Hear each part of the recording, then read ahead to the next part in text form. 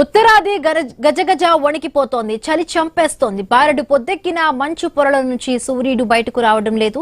మిట్ట మధ్యాహ్నం వరకు ప్రమాదాలు నిత్యకృత్యంగా మారిపోయాయి.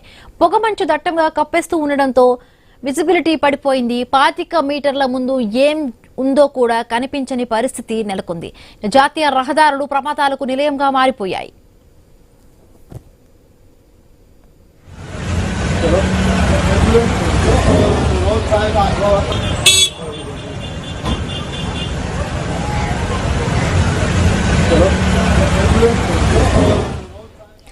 హర్యానాలో ఉష్ణోగ్రతలు 0 డిగ్రీల దిశగా పడిపోతున్నాయి. 4 నుంచి 6 డిగ్రీల సెల్సియస్ మధ్య నమోదవుతున్నాయి.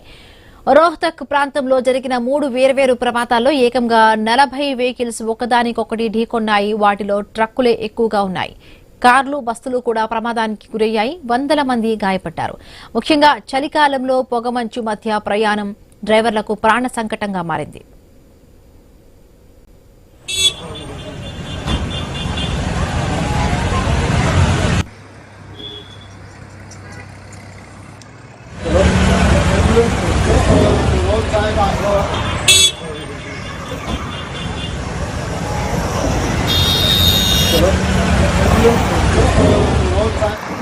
విజిబిలిటీ పడిపోవడమే ఈ వరుస ప్రమాదాలకు కారణంగా చెబుతూ ఉన్నారు. ముందు ఏ వెహికల్ వస్తుందో కూడా కనిపించని విధంగా పొగమంచు కప్పేస్తోంది.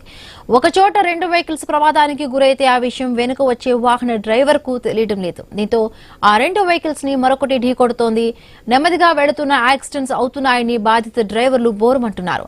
వింటర్ సీజన్ లో జాతీయ రహదారులపై ప్రమాదాల నివారణకు చర్యలు తీసుకుంటున్నామని అధికారులు చెబుతున్నారు.